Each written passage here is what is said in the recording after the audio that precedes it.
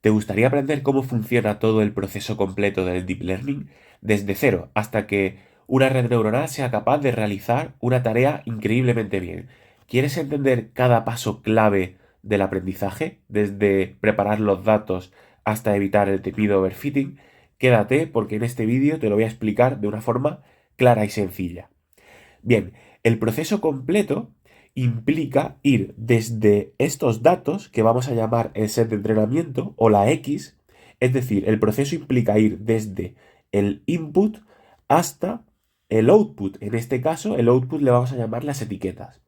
Un ejemplo sencillo de esto es que este set de entrenamiento sean una serie de imágenes, por ejemplo, de perros o gatos, y que las etiquetas sean si la imagen es o un perro o un gato. En este caso, este proceso que va desde el set de entrenamiento hasta las etiquetas sería el proceso que la red está aprendiendo a hacer y sería un proceso de clasificación en el que clasificaría un set de imágenes en unas etiquetas donde etiquetaría cada imagen en perro y gato.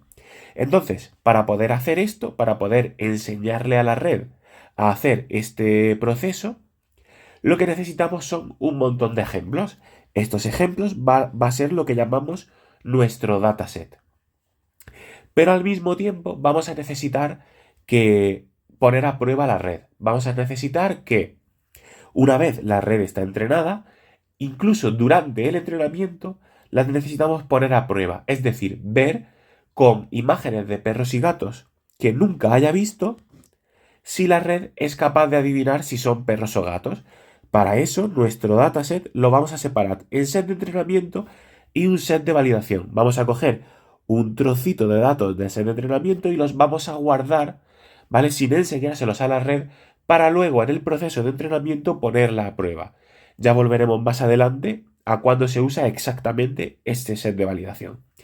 Entonces, vamos a crear, una vez que tenemos ya nuestro set de entrenamiento, es decir, nuestros datos y dónde queremos que lleguen a parar nuestros datos, es decir, nuestras etiquetas, lo que vamos a crear es una red neuronal. Fijaos, en este caso lo he puesto en rojo para hacer referencia a que la red neuronal de momento no está entrenada. Crear una red neuronal lo que significa es crear una serie de pesos y una serie de sesgos que son números que van a ir metidos dentro de esta red neuronal y que van a pasar todos estos números de entrada por toda una serie de procesos hasta llegar a unos números de salida. Lo que queremos es que estos números de salida coincidan con los números de salida que deberían ser. Es decir, si estamos clasificando entre perros y gatos, podríamos llamar al perro 0 y al gato 1. Por tanto, lo que queremos es que a través de una imagen, de un gato o de un perro, se pasen por toda una serie de números, se hagan toda una serie de operaciones y al final dé un 0 si es un perro o un 0 o un 1, perdón, si es un gato. Para hacer eso tenemos que cambiar durante todo este proceso, que ahora vamos a él, iremos cambiando estos pesos y estos sesgos hasta que le metamos una imagen de un perro y después de pasarlo por todo el proceso nos dé el valor correcto, es decir, nos dé un cero. Para eso, lo que tenemos que hacer, el primer paso es definir cuánto se ha equivocado la red. Por ejemplo, en el caso de un perro o un gato, pues si la red da un cero, es decir, que es un perro y realmente es un gato, la red se habrá equivocado en uno. Si, por ejemplo, la red lo que trata de predecir son números reales, que en muchos casos es así, en lugar de etiquetas, el error cuadrático medio, es decir, la distancia entre lo que sale y lo que debería salir, es todo lo que se equivoca la red. Entonces, esta L se llama L porque se llama loss de pérdida o de función de error y va a depender de lo que sale de la red en el momento actual en el que se encuentra la red menos lo que debería salir. Esta distancia entre lo que sale y lo que debería salir es la distancia que nos va a permitir calcular cuánto se ha equivocado la red. Y por tanto el objetivo de entrenar la red es que este número, que esta distancia, sea lo más parecida a cero, porque eso quiere decir que no hay distancia entre lo que sale y lo que debería salir. Si no hay distancia entre lo que sale y lo que debería salir, quiere decir que lo que sale es lo que debería salir y por tanto la red está entrenada. Para entrenar la red, lo que vamos a hacer es ir cambiando estos números hasta que esos números sean los correctos. Para ello, vamos a hacer este proceso toda una serie de veces. ¿Cuántas veces? Pues n veces. Vamos a ver que esta n no va a ser un número arbitrario de veces, sino que vamos a pararla en el momento adecuado, es decir, cuando ya esté entrenado. Bien, este proceso, donde vamos a hacer algo n veces, va a consistir en lo siguiente. Va a consistir, este proceso se va a llamar entrenamiento, va a ser el proceso en el que la red va a aprender a hacer las cosas y consistirá en lo siguiente. Cuando llegamos aquí, vamos a pasar todas las características, todos los inputs por la red. Eso se llama el método forward, es decir, vamos a pasar los datos por la red y al hacer eso, PyTorch o Python va a crear una cosa que se llama el grafo computacional, que eso nos va a permitir luego hacer una cosa que se llama el backpropagation, es decir, va a pasar todo esto por aquí, va a crear este grafo y luego con este grafo va a calcular el backpropagation. Lo que consiste es, en el backpropagation lo que calcula es cuánto tenemos que cambiar omega y cuánto tenemos que cambiar u, es decir, cuánto tenemos que cambiar los pesos y los sesgos para que esto se parezca cada vez más a esto. Bien, el cuánto tiene que cambiar es lo que llamamos el gradiente, es decir, cómo cambia la pérdida, cómo cambia el error, cómo cambia la distancia a lo que debería salir cuando cambiamos el peso y cuando cambiamos el sesgo. Para hacer estas derivadas necesitamos primero crear el grafo y luego calcular las derivadas. Cuando calculamos las derivadas, lo que hacemos es actualizar los pesos y los sesgos una cantidad de número. ¿Cuánta cantidad? Lo que nos va a indicar esta magnitud. ¿Multiplicada por cuánto? Multiplicada por el learning rate o el parámetro de entrenamiento, que típicamente se va a llamar lambda, aunque a veces en ocasiones en algunos libros os lo encontraréis como nu. Entonces, una vez que hemos calculado esto, actualizamos los pesos y los sesgos por un método que es el de gradiente descendiente. Es decir, el gradiente descendiente va a decir que el omega nuevo va a ser igual al omega antiguo menos el lambda por las derivadas de, en este caso, los pesos, la derivada de la función de error con respecto al peso. Y vamos a hacer esto una vez y con los nuevos pesos y los nuevos sesgos vamos a repetir el proceso. Ahora de nuevo creamos otra vez el grafo. Esta vez el grafo va a ser diferente porque vamos a tener unos pesos y unos sesgos nuevos.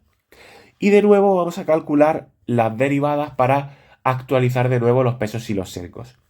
Cuando hagamos esto, en cada uno de estos pasos, en cada uno de estos ciclos del bucle, lo que vamos a hacer es una pequeña comprobación.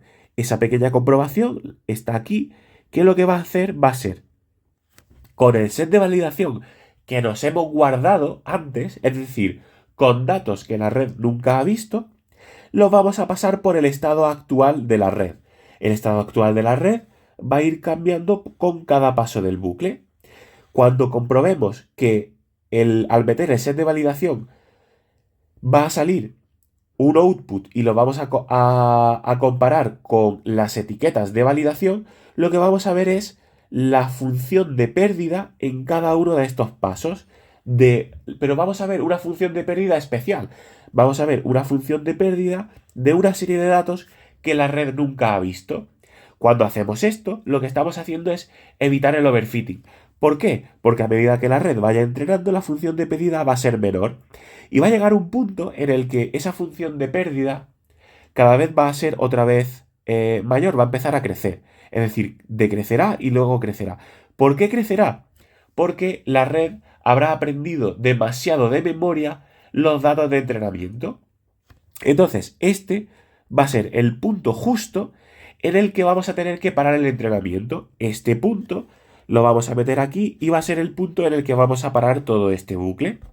Una vez que paramos todo este bucle en este punto, quiere decir que los pesos y los sesgos de la red son los que tienen que ser para que tanto este set de entrenamiento como el set de validación tienen un error mínimo, tienen el mínimo error posible. Es decir, la red ya ha aprendido lo máximo que puede aprender. Cuando la red ya ha aprendido lo máximo que puede aprender, quiere decir que nuestra red ya está entrenada. Nuestra red ya está preparada para hacer su tarea. ¿Cuál es su tarea? Su tarea es que le metamos, ahora sí, unos datos desconocidos, por ejemplo, una foto de un perro o de un gato, y ya podemos confiar de que el resultado que nos va a dar es un resultado correcto, es un resultado que la red ha aprendido correctamente a encontrar. La red entonces ya está entrenada. Podemos usarla para predecir, para clasificar o para interpolar o extrapolar, dependiendo de para qué tarea la hayamos entrenado. La tarea para la que la hayamos entrenado va a depender del dataset con el que la hayamos entrenado. Si lo hemos entrenado con un dataset de funciones matemáticas, la habremos entrenado para hacer extrapolación o interpolación. Si lo hemos entrenado con un dataset de imágenes y etiquetas de esas imágenes, la habremos entrenado para clasificación. Bien, este es el proceso completo de entrenamiento de una red de Deep Learning. Todo esto se va a hacer con un programa en Python. Este programa en Python va a tener el siguiente flujo. El siguiente flujo lo único que va a hacer es imitar conceptualmente este esquema que hemos puesto en esta parte del vídeo. Entonces el flujo será, primero importamos un dataset, importamos el dataset de imágenes o el dataset de funciones, lo que sea. Importamos el dataset que queremos que la red aprenda. Posteriormente, hacemos limpieza y estructurado del dataset, es decir, cogemos y separamos el dataset en dataset de entrenamiento y dataset de validación, y lo mismo con las etiquetas, etiquetas de entrenamiento y de validación.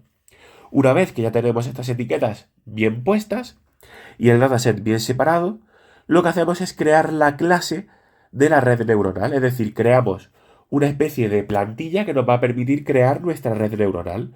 Una vez hemos hecho esa plantilla, instanciamos la red, es decir, le ponemos nombre propio a nuestra red y ya creamos una red concreta a partir de nuestra clase.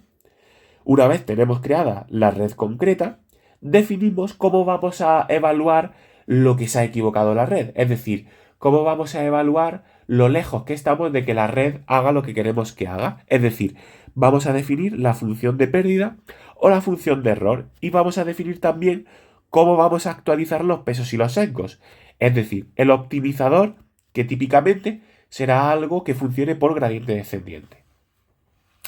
Ahora vamos a crear el mismo bucle que hemos creado arriba, pero esta vez con un bucle de Python. Iremos desde, vamos a ejecutar este bucle n veces y lo que vamos a hacer es ir hacia adelante para crear el grafo computacional y una vez que hemos ido hacia adelante, es decir, hemos pasado los inputs por la red, con los outputs y las etiquetas calculamos cuánto nos hemos equivocado, es decir, calculamos la función de pérdida. Con la función de pérdida hacemos el backpropagation, es decir, cómo cambia esta función de pérdida si cambiamos los pesos y los sesgos. Con esto encontraremos las derivadas de los pesos y los sesgos. Una vez que encontramos eso, lo que vamos a hacer es actualizar los pesos y los sesgos, es decir, vamos a usar el optimizador que por gradiente descendiente nos actualizará los pesos y los sesgos. Una vez hemos actualizado los pesos y los sesgos, ponemos a prueba la nueva red con el set de validación. Esto lo hacemos toda una serie de veces hasta que la red ya esté entrenada. Que la red esté entrenada quiere decir que esto es lo mínimo posible. Una vez eso ha ocurrido, salimos del bucle y la red ya está entrenada y lista para usarse. Vamos a poder meterle los inputs que queramos y nos saldrá los outputs correctos y tendremos una red neuronal que clasifique o que extrapole o que haga la tarea para la cual ha sido entrenada.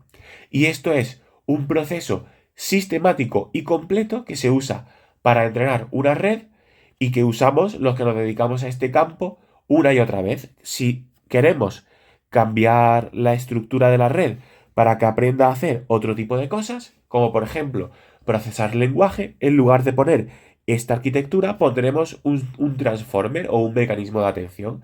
Pero siempre el proceso va a tener este tipo de entrenamiento, este tipo de forma sistemática de hacer las cosas.